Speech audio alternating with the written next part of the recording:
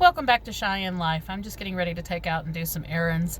And I was just sitting in my Jeep, which I just did a small video about. And this is the view that I get to see when I come out and get into the Jeep and get ready to take off to do errands. And I love this view. I love the fact of growing our own food. Even though this is the second garden, I have 3 gardens that I have talked about in the past. One large one. This one is kind of a mid-sized one. And then I have a small one. Of course, if you're looking at it, you're probably thinking, that's pretty small. Well, we grow food where we can. And I have actually thought about expanding even further and getting in some raised bed gardens. I've not had a whole lot of experience with raised bed. I have had some experience in the past, but not a huge amount of raised bed experience. And the only thing that I can say is sometimes I think that raised beds tend to get the plants too hot. Even though they look like initially they're taking off and doing great, sometimes they can kind of, dry up because it's just so hot, and then it can have a tendency that you have to water raised bed gardens so often. So I do in-ground planting. I do have containers that I do grow in. As far as my herbs and things like that, and some vegetables. Mostly flowers, though, mostly herbs. Otherwise, I do in-ground planting, and this is one of my in-ground gardens. This is the mid-sized one, I would say, out of the 3. And as you can see, I have sunflowers that are probably now topping about 9-10 feet tall.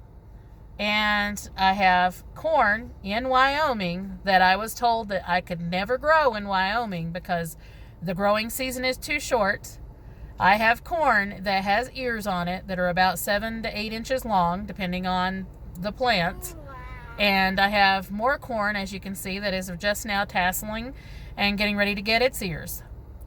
And then, I don't know if you can see, but yep, you can see down towards the bottoms of the sunflowers, the really tall plants on the right side. You can see loads and loads of vines for pumpkins and squash, and even there's an eggplant in there. And also I'm growing some small raised beds of chamomile and things like that. Stuff that are good herbs, medicinal herbs, stuff like that. So yes, you can grow things in Wyoming, and yes, you can grow corn in Wyoming, and probably even next season, because this is the first season that I've actually tried to grow corn in Wyoming. Next season, after I have figured out with trial and error what to do with the corn here, I will be growing taller corn. This is actually a dwarf size corn. It's early corn that was normally ready in about 62 to 70 days. And it's called an early sun glow hybrid. I don't tend to like the hybrid, so I will most likely go next season with a regular tall variety of corn, just regular corn, some sort of bicolor queen corn or king corn, something like that. But it should be delicious. We are still waiting on the ears to get ready because, as you can see, the corn is still tasseling.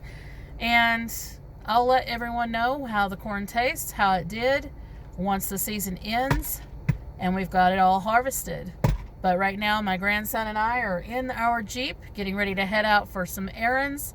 So I wish everyone a great day. Make sure you like, subscribe, and hit the notification bell to let you know when I post new videos. But that is my view when I get in my Jeep to head out to do errands.